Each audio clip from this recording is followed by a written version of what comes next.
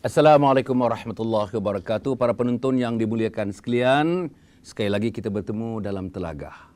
Telagah kali ini akan membincangkan tajuk yang paling current, yang paling terkini, iaitu mengenai keputusan pemilihan dalam UMNO 2013.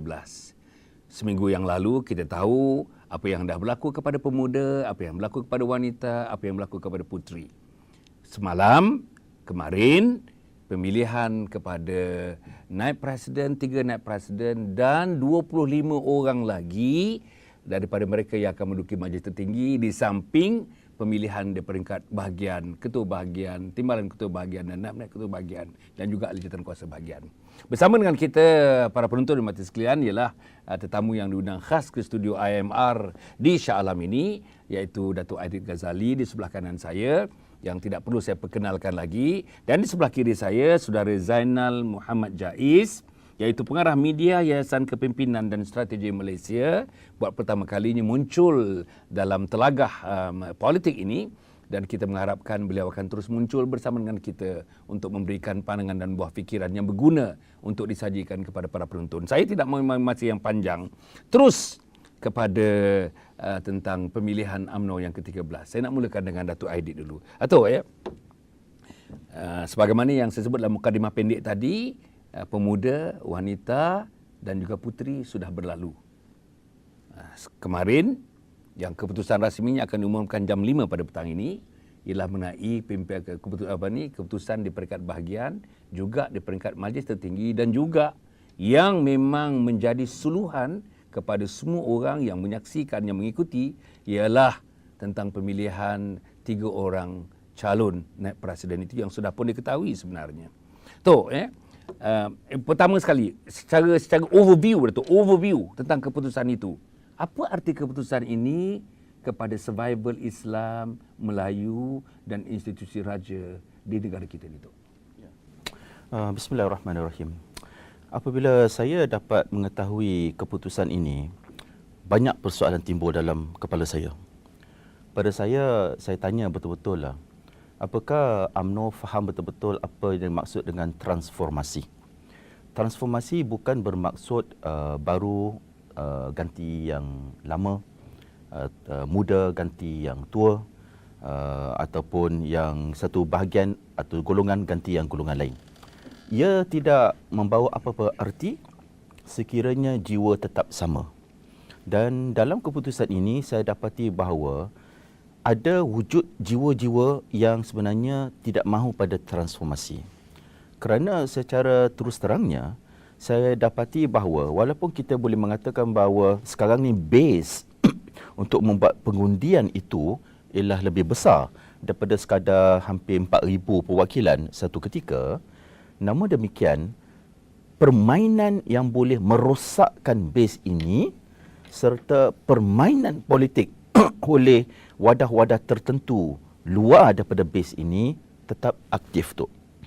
Dan sedikit sebanyak, walaupun ia diimbangi oleh saranan daripada Presiden UMNO, Timbalan Presiden UMNO dan beberapa pihak lagi untuk supaya buat secara ikhlas, buat secara objektif sebagainya, namun demikian, hasil yang kita dapat, keputusan yang kita dapat, pada saya banyak persoalan yang sebenarnya UMNO, khususnya Presiden dan Timbalan Presiden mesti tegaskan supaya mengorak langkah jalan seterusnya bersama dengan jawapan-jawapan pada persoalan-persoalan yang ada dalam kepala saya ini, barulah boleh meyakinkan saya bahawasanya UMNO betul-betul hendak pergi pada transformasi. Macam itu. Maknanya apa yang disebutkan oleh Datuk Aidit tadi ialah mereka dalam UMNO sendiri mungkin terdapat golongan yang tidak bersedia untuk menerima transformasi dan menerima hujah-hujah transformasi. Dan terpulang kepada Datuk, kepada pimpinan tertinggi, Presiden dan Timbalan Presiden untuk menentukan bahawa falsafah perjuangan untuk memasukkan seluruh batang tubuh transformasi dalam batang tubuh UMNO itu dapat dilakukan. Saya nak pergi kepada Saudara Zainal. Encik Zainal, ya. kita lihat dalam pemilihan ini beberapa perkara sebagai pengamal media sudah tentu saya rasa sudah tentu mengkaji, meracik-racik dan sudah tentu dan meletakkan dalam kategori racikan-racikan itu dianalisa. Sangat penting rasa saya dan sangat menarik untuk dianalisa tentang pemilihan UMNO kali ini. Tapi yang saya nak minta ni untuk dianalisa di peringkat awalnya ialah orang-orang agama ya. Orang-orang agama di dalam UMNO saya dipahamkan kalau itu betul lah bahawa kita dapati Datuk Seri Zahid walaupun dia pernah memegang menteri di Jabatan Perdana Menteri menjaga hal ehwal Islam dan bersekolah pun alirannya aliran agama di Madrasah Izzuddin di Perak dan sebagainya dan boleh berbahasa Arab, boleh berbahasa Inggeris, boleh berbahasa Melayu dan saya pernah mendengar beliau bertutur dalam bahasa Arab dan sebagainya agak fluent kan. Dan satu perkara lagi yang saya lihat tentang Datuk Seri Jamil Khair. Kemungkinan beliau diletakkan kemungkinannya. Setakat yang saya nampak, beliau mungkin duduk dalam 5 yang tertinggi di atas. The top 5. Kalau tidak the top 10 pun agaknya the top 5. Kalau tidak the top 5 pun mungkin the top 10. Ya. Jadi maknanya orang-orang agama ini sangat penting dan mesti diraihkan dalam batang tubuh UMNO kerana kita bawa IMR di sini. UMNO bawa Abata. A itu ialah agama, Ba itu ialah bangsa, Ta itu tanah air. Jadi, adakah representasi daripada orang agama ini sudah mencukupi, perlu ditambah lagi, atau kalau tidak tambah lagi pun, yang ada itu difikirkan dalam kepala mereka hal tentang ni, agama ini. Bagaimana? Terima kasih, Datuk. Assalamualaikum warahmatullahi wabarakatuh. Pertama sekali kita tengok asasnya proses pemilihan kali ini. Seperti Datuk Aidit sebut tadi daripada bukan 4,000 Datuk, daripada 2,500 perwakilan, kali ini 140,000 perwakilan. Dari segi jumlah itu bukan lagi evolusi, itu revolusi. Tetapi kita faham bahawa untuk mewujudkan perubahan dia tidak berlaku overnight. Saya bukan mau bersifat apologetik, terlalu memberi peluang, tetapi kita faham beberapa usaha sudah dibuat untuk transform keseluruhan UMNO dari atas sampai bawah. Walau bagaimanapun proses itu setengah pemerhati, setengah kumpulan yang sayangkan UMNO dari luar, apalagi yang sayangkan UMNO dari dalam, nak melihat secara tidak sabar sebenarnya. Kita tidak sabar melihat kepada senario yang berada di luar. UMNO harus berubah dengan sangat pantas. Tetapi apa yang berlaku sekarang, transformasi itu berlaku tidak sepantas yang diharapkan, tidak sepantas yang sepatutnya. Momentum yang dipacu oleh kumpulan-kumpulan pembangkang, yang dipacu oleh keadaan faktor-faktor global kepada senario semasa. Jadi dalam keadaan itu, dalam keadaan yang menuntut kepada perubahan yang radikal kepada wajah UMNO, kalau kita melihat dari perspektif itu kita kecewa. Tetapi dari satu perspektif yang agak sederhana, kita boleh memberi maaf kerana perubahan tidak boleh berlaku satu malam. Walaupun kita tengok perubahan di peringkat naib presiden tidak berlaku, nombor 1, nombor 2 sampai naib presiden tidak berlaku, tetapi saya melihat Datuk perubahan sistem pemilihan UMNO ini sudah memberi impak, sama ada kecil atau besar kita belum tengok keputusan-keputusan di seluruh negara. Tetapi beberapa keputusan yang saya perhatikan sekitar sekurang-kurangnya separuh daripada pemilihan di Selangor, sudah ada percubaan pemilih-pemilih di bawah untuk mengubah kepimpinan bahagian. Dan itu ada sebab untuk kita rasa seronok, rasa UMNO sudah menyediakan platform untuk transformasi, satu platform yang baik. Misalnya kalau Datuk sebut tadi golongan agama sudah diterima. Signal itu pun saya sudah perhatikan di peringkat bahagian, di mana ada beberapa bahagian di Selangor, misalnya calon-calon dari golongan ustaz, agamawan mendapat tempat dalam hierarki bahagian yang agak tinggi, yang agak selesa walaupun bukan nombor satu. Jadi saya fikir kalau UMNO sempat transform dalam keadaan senario transformasi dalam negara, dalam suasana global, kalau UMNO sempat catch up, UMNO boleh selamat.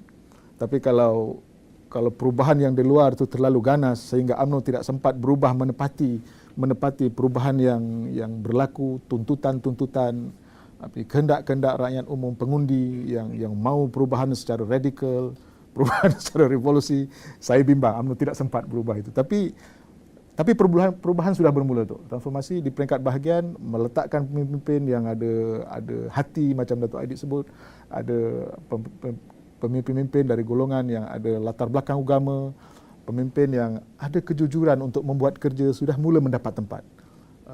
Walaupun apa yang orang sebut selalu segelintir orang gelarkan sebagai walot terlepas, tak apalah, itu satu permulaan. Kita harap proses ini akan berterusan, dan proses self improvement UMNO yang sentiasa ada itu berlaku dengan lebih cepat selepas ini. Okey, maknanya saudara Zainal ni, para penonton nampaknya optimistik dengan apa yang berlaku, terutama dengan pilihan ini. Hanya kalau ikut saudara Zainal tu, dia punya rate tu, dia punya pace tu ya, dia punya pergerakan itu agaknya masih tidak sepantas yang dikehendaki. Bahkan beliau menggunakan perkataan revolusi tadi. Bukan transformasi sebenarnya, revolusi. Sebenarnya mereka akan menghadapi satu cabaran yang paling besar 3 tahun setengah saja daripada sekarang. Itu lebih besar, lebih penting daripada pilihan UMNO itu sendiri. Saya nak pergi kepada Datuk Aidit. Datuk ya, yang Datuk menyebutkan tadi di peringkat awal tadi ya. Maknanya siapa pun, kumpulan mana pun yang dipilih, kita nampak jelas.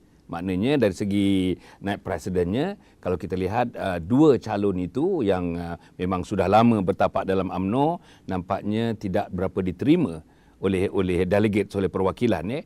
Kedua-duanya dapat 7 undi begitu, 7 bahagian begitu saja kan ya. Tapi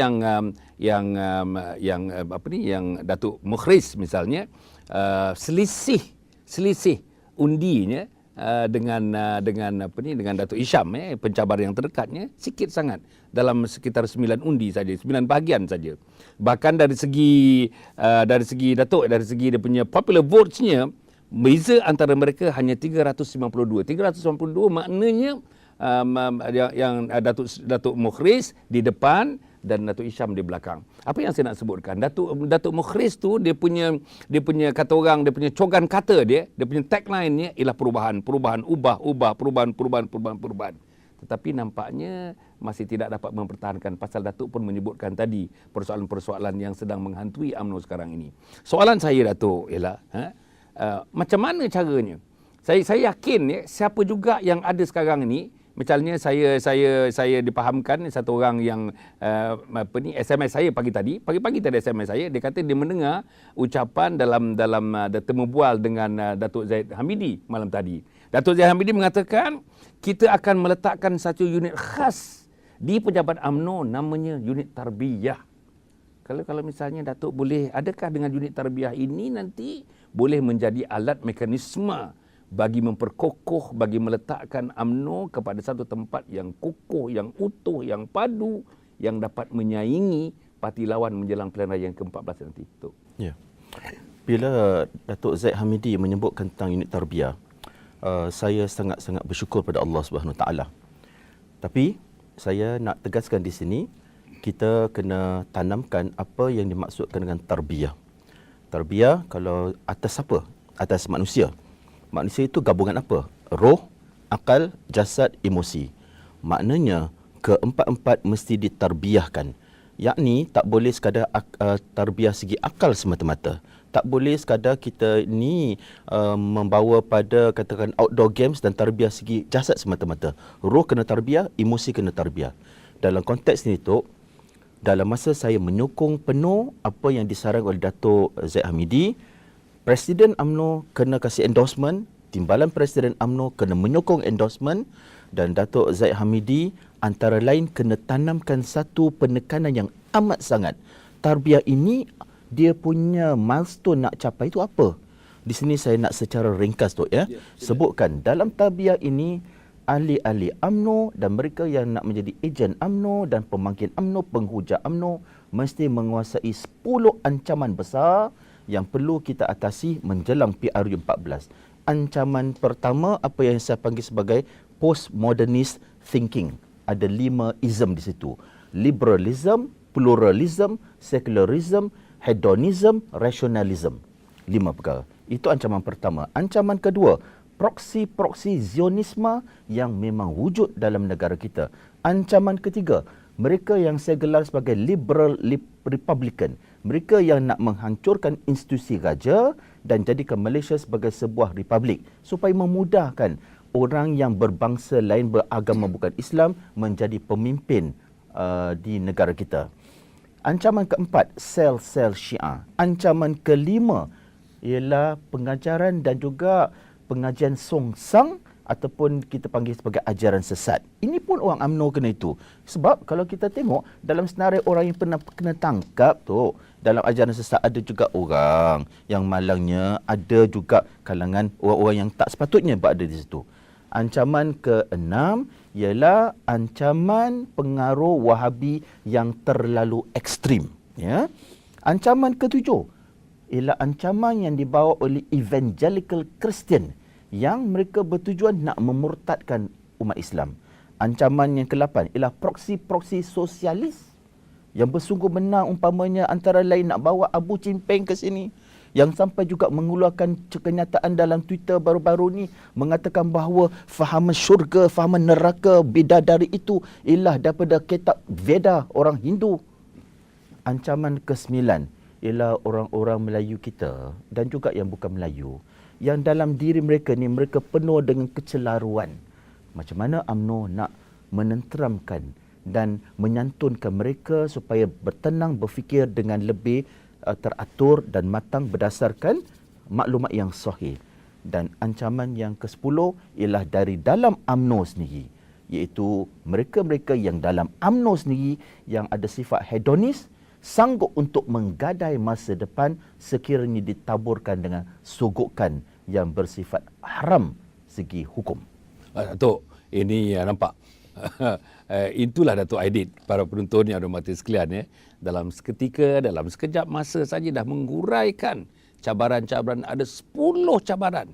Dan saya fikir dalam 3 tahun setengah ni, kalau misalnya UMNO tak mampu menangani cabaran-cabaran tersebut, dan di pihak sana akan menggunakan seluruhnya sebagai tentang teras kekuatan mereka, kemungkinan pemilihan ini tidak membawa arti kepada PRU ke-14 yang akan datang. Saya nak pergi kepada akhirnya sedikit ini dalam masa yang singkat ini. Cik Zainal ya. Tadi Cik Zainal menyebutkan tentang dia punya body, batang tubuh UMNO ini ya, yang perlu sebenarnya dilihat, yang perlu sebenarnya dipakaikan pakaian baru, yang perlu diletakkan cermin mata baru, yang perlu diletakkan hati-hati baru. Kata akal, hati yang disebut tadi. Tapi ada satu orang yang kita bawa ke studio baru-baru ini mengatakan, orang yang dah lama dalam UMNO, 41 tahun dalam UMNO. Apa dia kata? Without reservation dia menyebutkan, UMNO ialah parti perniagaan, UMNO bukan parti perjuangan. Dan pahaman ini, pendapat ini, dia kata terbayang dalam beberapa personaliti hingga yang tertinggi pun, yang tinggi di dalam UMNO pun menggambarkan personaliti seperti ini. Jadi macam mana? Adakah itu nanti akan menggugat tadi yang transformasi dan reformasi? Adakah itu merupakan satu perkara yang perlu dalam menukar wajah-wajah UMNO ini? Okay, terima kasih Dok. Dia antara realiti dan persepsi.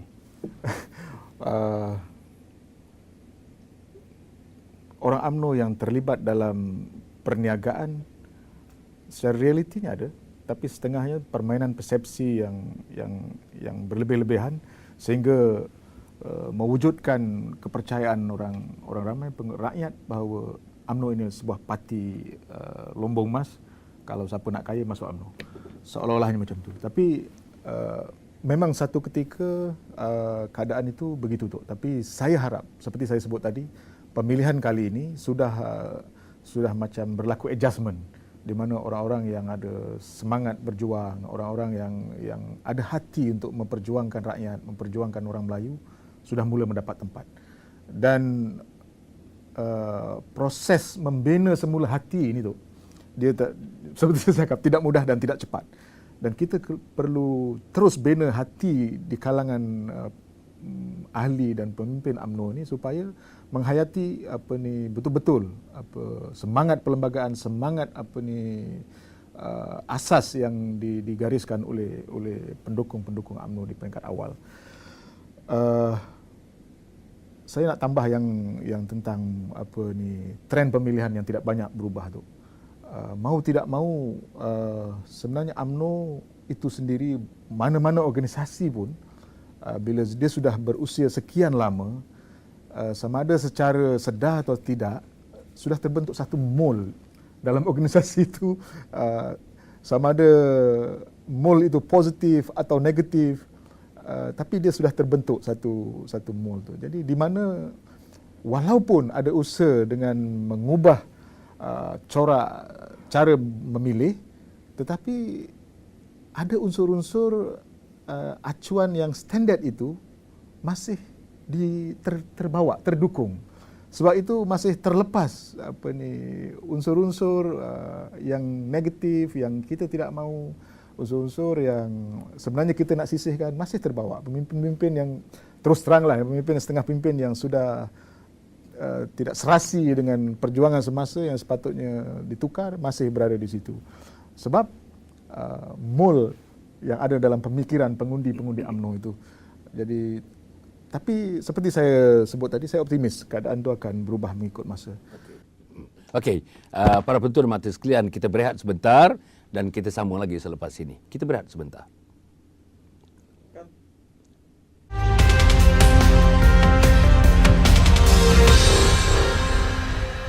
Akademi Keluarga Bahagia Malaysia.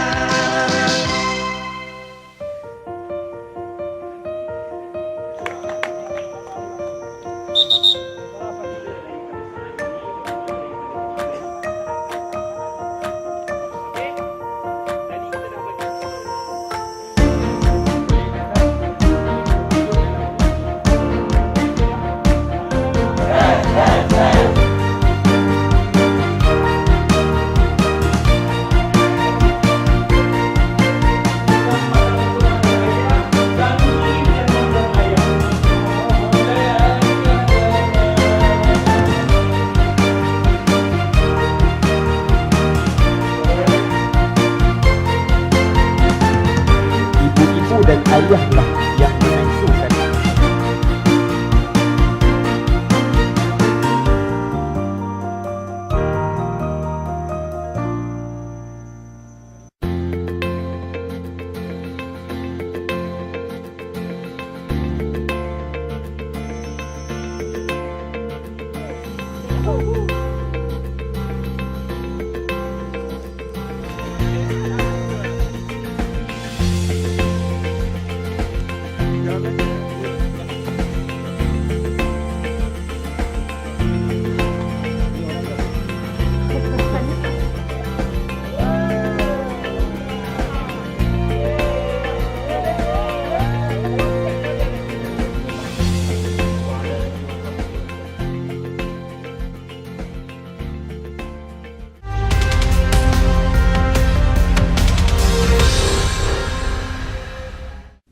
Para penonton yang hormati sekalian, berjumpa lagi dalam Telagah Politik kali ini, dan kita menampilkan dua orang penganalisa yang memang familiar, biasa dengan suasana politik tanah air dan sebagainya, dan bersama-sama dengan kita menganalisa, memberikan pandangan mengenai pemilihan UMNO yang baru saja berakhir kemarin. Saya nak pergi kepada Datuk semula, Datuk, ya. Ini seorang daripada pencabar dalam jawatan Naib Presiden, Datuk Mukhris Mahathir. Dalam ucapannya malam tadi, seolah-olah macam menerima kekalahan itu, nampaknya gentleman ucapannya. Dia mengatakan Alhamdulillah, dia bersyukur walaupun gerak kerja dia 2 minggu sebenarnya yang akhir-akhir sekali memberikan persetujuan untuk bertanding dan dapat menyusun gerak kerjanya dalam 2 minggu begitu dibandingkan orang lain agaknya mungkin yang lebih lama lagi. Tapi mempunyai alhamdulillah popular votes yang agak-agaknya dari segi mereka sangat-sangat menggalakkan. Walaupun pesaing yang rapat sekali dengannya Datuk Hisham walaupun menang dari segi bilangan bahagian tetapi dari segi popular votes-nya dia kalah sedikit dibandingkan dengan Datuk Mukhriz. Okey, persoalannya persoalannya misalnya ada di Pahang daripada 14 bahagian semuanya memilih status quo, mengenepikan Mukhriz di situ. Johor misalnya, hanya ada 2 saja bahagian tu di Johor daripada 24 ke 26 bahagian hanya ada 2 saja, Tebrau dengan Johor Bahru yang memberikan undi kepada Mukhriz. Yang lainnya clean sweep lah yang memberikan kepada status quo. Jadi Datuk sebagaimana yang telah disebutkan, saya nak Datuk re-emphasize lagi tentang status quo ni. Apa status quo boleh buat? Kenapa orang UMNO nak status quo? Apa status quo boleh bagi kepada mereka di peringkat negeri, bagi mereka di peringkat bahagian, bagi mereka di peringkat individu dan sebagainya. Dan apa status quo boleh buat untuk menentukan UMNO terus unggul dalam PRU ke-14 yang akan datang tu. Baik. Bismillahirrahmanirrahim. Bila kita nak menilai senario politik, Datuk, kita memang tak boleh terpisah daripada segala undercurrent yang berlaku. Terutama sekali apa yang berlaku di sebalik tabir. Selalu bila kita bicara tentang perkara yang berlaku sebalik tabir ataupun di bawah air yang tenang itu, maka orang yang kalau terasa pedas sebab dia yang makan cili, dia akan tanya mana buktinya. Tapi orang yang pintar ni dia pandai simpan bukti. Hanya orang seperti saya tidak bolehlah diajak untuk menerima sebulat-bulatnya sebab kaitan saya pada pemilihan perwakilan UMNO, saya tak kaitkan dengan masa depan UMNO. Saya kaitkan dengan survival Islam, survival ummah, survival Malaysia sebagai sebuah negara Islam. Jadi, bila kita kaitkan apa yang berlaku semalam pada sesuatu agenda yang jauh lebih besar, maka persoalan kita lebih kritis. Justru, bila persoalan kita lebih kritis, kita bukan bersifat personal, tapi kita bersifat apa yang kita nak jawab dengan Allah Subhanahu Taala nanti. Jadi, pada Yang Berhormat Datuk Mukhriz, pada beliau, saya meletakkan masih lagi harapan satu ketika nanti akan main peranan sebagai mewakili gagasan muda yang hendak membawa pada pembaikan. Sekiranya Datuk Mukhriz membawa mesej itu, sekiranya Datuk Mukhriz membawa mesej nak membawa pada penambahan baik, maka yakinlah ramai orang yang akan menyokong beliau dan orang-orang seperti beliau. Begitu juga saya menyokong Datuk Zahid kerana beliau merupakan orang yang berani menyatakan apa yang beliau yakini walaupun akan menimbul kontroversi. Justru sokongan saya pada Datuk Zahid bukan pada dia sebagai Zaid Hamidi, tapi pada agenda yang dia nak bawa. Jadi pembacaan kita hari ini, sama ada status quo ataupun katakan 3-3 naib Presiden UMNO bertukar, akhirnya bukan sangat individu itu yang kita kena lihat sebagai faktor penting, tapi apa agenda yang mereka nak bawa. Justru Datuk Hisham dia kena sedar 91 bahagian tidak bersama dia dalam konteks meletak dia top 3. Ini satu mesej yang besar. Dan walaupun dia mengeluarkan kenyataan bahawasanya dia bukanlah lembik sebagaimana orang perkatakan, but words means nothing if you do not act. And action must be seen and must be echoed. Ia mesti digema dan ia mesti disampaikan dengan bukti yang nyata, lebih-lebih lagi dalam konteks sekiranya ada krisis wujud, cepat untuk tangani krisis itu. Sekiranya ada pihak-pihak di kalangan orang yang kita anggap sebagai kawan dan mereka mengkritik sesuatu yang menyentuh sensitiviti Islam, cepat-cepat bangun. Jangan di kalangan pemimpin-pemimpin UMNO seolah-olah rasa segan nak sebut tentang perjuangan Islam itu. Sedangkan UMNO itu wujud disebabkan Islam juga. Jadi pembacaan status quo saya ni, Datuk, saya bukan sabitkan dengan orang yang sama dilantik semula. Tapi harapan saya lah, status quo ini hanya sekadar status quo segi wajah, tetapi jiwa dalam wajah itu mesti berubah. Mesti ada agensi, mesti berani, mesti menunjukkan kenapa UMNO ini berhak dan layak untuk mewakili Islam dan juga orang Islam dan menjaga kesucian agama kita dan negara kita. Kena ingat, UMNO dia mengaku bahawa dia memperjuangkan memperjuangkan bangsa Melayu. Sekarang, you prove your words. You bukan sekadar memperjuangkan Melayu yang 3 juta yang jadi ahli. You memperjuangkan Melayu yang 10 juta tu. Yang 7 juta ni you kena jaga. Yang 7 juta ni, kalau mereka rasa kamu tidak perform PRU 14, maka saya lihat mungkin UMNO akan tergadai. Wallahualam. Okey, nampak hujah para penonton yang dirahmati sekalian ya. Saya ingat Telagah ni kena jadi hujah lah saya rasa lah. Para penonton ya, saya nak pergi kepada Cik Zainal ni. Cik Zainal ya, ada aliran dalam UMNO. Bahkan aliran itu pun digunakan sebagai salah satu daripada tagline juga dalam pemilihan yang baru-baru ni, iaitu UMNO progresif.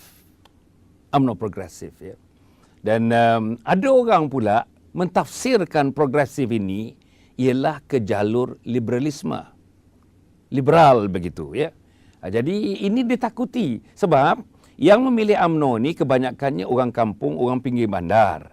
Orang bandar, mahasiswa, orang universiti, kalau kita lihat dalam trend pengundian tidak memilih UMNO. Jadi sebab itu kalau nak dibawa kepada yang masyarakat liberal, progresif, kemudian intinya adalah liberalisme, apa nak jadi kepada Abata ni sebenarnya? Adakah Abata boleh hidup subur dalam progresif? Adakah Abata boleh hidup subur dalam setting yang namanya liberalisme itu?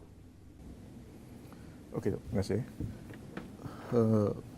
Kalau melihat secara umum tanpa pergi secara detail, saya fikir injection itu harus diberikan kepada UMNO supaya dengan maksud unsur-unsur itu perlu ditingkatkan dengan begitu banyak, Datuk. Bukan dengan tuduhan bahawa UMNO tidak cukup gagah mendukung isu itu, tetapi penambahbaikan yang besar perlu dibuat. Sebab bukan saja kerana hakikat, kerana keikhlasan untuk memperjuangkan isu itu, tetapi realiti di luar sana, senario pengundi, tuntutan pengundi di luar sana, terutamanya pengundi Melayu, UMNO berhadapan dengan secara kritikalnya menuntut supaya pengundi Melayu meningkat dengan begitu besar. Jadi kalau tuntutan itu tidak diladeni dengan sempurna, saya bimbang, Datuk, sebab melihat kepada keputusan PRU 13, kalau ada orang UMNO yang berasa selesa, dia sebenarnya silap. Sebab keputusan PRU 13 sebenarnya adalah satu amaran daripada pengundi. Sekiranya kamu tidak perform, kami akan merotan kamu pada PRU 14. Dan itu adalah satu signal yang atau satu wake up call seperti Datuk Aidit sebut tadi, supaya walaupun wajah-wajah status quo, tak apalah, pemilihan sudah berlaku. Jadi sekarang isunya ialah bagaimana wajah-wajah yang ada itu transformkan diri mereka, transformkan gagasan perjuangan mereka, mereka punya perancangan, strategi, mereka punya gerakan-gerakan ke arah meladeni secara sempurna kehendak-kehendak tuntutan rakyat dan pengundi di luar sana tu. Kemudian merujuk kepada mengapa akhirnya perwakilan memilih status quo tu ya. Salah satu cabaran untuk membuat reformasi dalam UMNO tu ya, saya fikir ialah budaya hierarki tu. Masih ada dalam pemikiran orang UMNO, kalau engkau baru naik, tunggu dululah, bagi orang yang dah lama tunggu. So pemikiran seperti itu masih ada, dan itu adalah satu kekangan kepada usaha-usaha reformasi. Jadi barangkali Datuk Mukris terperangkap dalam keadaan itu, antara dia mendukung kekuatan yang diberi oleh suntikan nama Tun Dr. Mahathir, dan antara soalan-soalan atau cabaran di dalam pemikiran perwakilan bahawa you masih baru. So you tunggulah satu penggal, kedua penggal lagi. Dan ini saya fikir tertanam di dalam pemikiran perwakilan sehingga menunjukkan keserbersalahan, keberbelah bahagian untuk memberi kepada Datuk Hishamuddin atau kepada Datuk Mukhriz. Dan tercermin dalam keputusan itu keterbelah bahagian itu dalam keputusan itu. Jadi nampaknya sama ada idea transformasi itu dapat difahami oleh perwakilan secara sempurna ketika menunaikan tanggungjawab mengundi itu, kita perlu kaji lah tu. Okey. Para penonton dan mata sekalian, saya nak yang terakhir, lepas tu nak pergi 1 minit agaknya dengan Cik Zainal. Ialah kalau kita lihat bahawa pengaruh mantan Perdana Menteri Tun Dr. Mahathir itu begitu besar. Bahkan Tun Dr. Mahathir digabungkan biasanya dari segi pandangannya dengan Tun Daim misalnya. Dan juga walaupun mungkin tidak selamanya tidak sejalan dengan Tan Sri Razali, Tunku Tan Sri Razali. Maknanya kalau kita lihat kenyataan-kenyataan yang terakhirnya yang didukung juga oleh Mukhriz, Datuk Mukhriz, iaitu Abata tadi. Nak ditegakkan Abata. Don't run away from Abata. Not an inch. Jangan pegang Abata itu. Maknanya itu bertentangan dengan pahaman progresif yang nak dimasukkan sebagai perjuangan landasan kepada perjuangan parti. So, apa yang saya nak sebutkan ini, Dr. Mahathir ada yang menganggapnya sebagai pengimbang sekarang ini. Pengimbang dalam golongan kanan, golongan kiri dalam parti dan sebagainya. Dia mengimbangi dengan suaranya, dengan kelantangannya, masih laku lagi. Dr. Mahathir ini diletak di mana-mana, antarabangsa pun ramai yang mendengarnya, peringkat regional pun ramai yang nak mendengarnya, peringkat mukim-mukim kampung-kampung pun masih ramai yang nak mendengarnya. Jadi pengaruh Dr. Mahathir melalui Mukhriz tadi, kalau kita anggapnya Mukhriz tidak berjaya dan susut nanti pengaruh Dr. Mahathir, ataupun pengaruh Dr. Mahathir kemungkinannya akan tersekat-sekat oleh kerana kekalahan Mukhriz itu. Jadi macam mana untuk menghadapi juga PRU yang ke-14 kalau tak ada orang-orang yang seperti ini yang sentiasa memegang rotan begitu. UMNO ikut Abata, UMNO ikut Abata. Macam mana? Saya rasa tanggungjawab yang utama ialah atas Datuk Seri Presiden UMNO. Beliau memegang amanah yang sangat berat dan beliau mesti berani. Kalau beliau merasakan bahawa menjelang PRU 13 beliau sudah berani, maka menjelang PRU ke-14 kena berpuluh-puluh kali ganda keberanian itu. Justru dia juga kena berani untuk memberi peluang kepada mereka yang sebenarnya nak membantu UMNO walaupun mereka tidak ada kepentingan dalam UMNO. Umpama NGO Islam, NGO Melayu, ada yang bersungguh untuk nak membantu. Tapi persoalannya, Datuk Seri Presiden kena keluar daripada kepompong bahawasanya hanya mereka yang membawa label foreign consultant ataupun yang ada brand name, mereka saja yang hebat.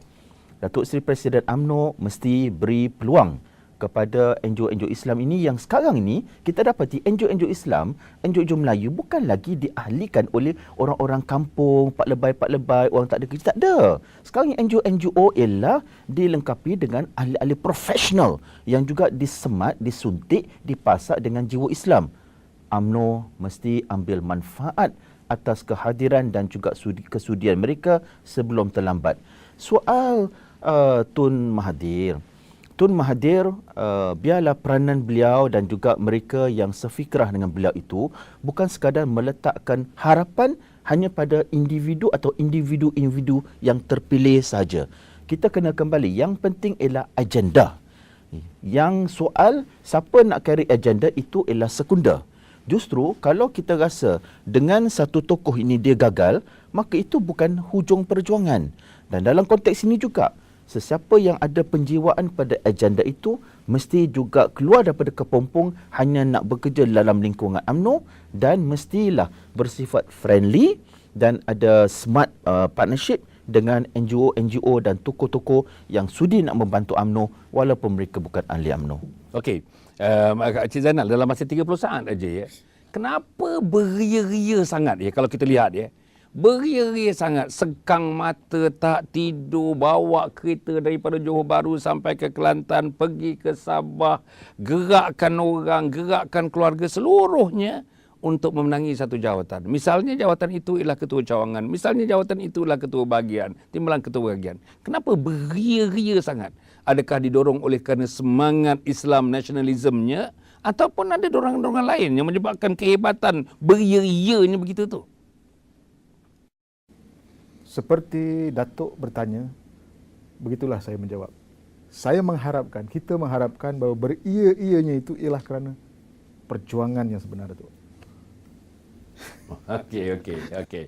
Alright, itu jawapan yang ringkas. Arti beria-ia itu terhadap perjuangan yang sebenarnya. Perjuangan yang sebenarnya sebagaimana kita diberitahu yang diwar-warkan daripada dulu sampai sekarang ni.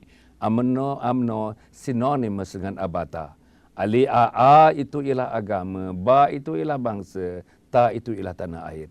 Dengan penutup yang sedemikian para penonton dan mati sekalian, kita mengharapkan, ini doa kita mengharapkan siapa juga yang dipilih, yang berada di pentas kuasa di sana, menggunakan kekuasaan authority, power dan authority yang mereka ada, tidak lain tidak bukan untuk memertabatkan Islam, Melayu dan institusi raja yang tersemai dalam perlembagaan kita insya-Allah. Inilah di antara perkara dengan izin Allah Subhanahu wa taala yang menyelamatkan umat di Malaysia ini. Aku qauli hadza wa astaghfirullahal azim. Assalamualaikum warahmatullahi wabarakatuh.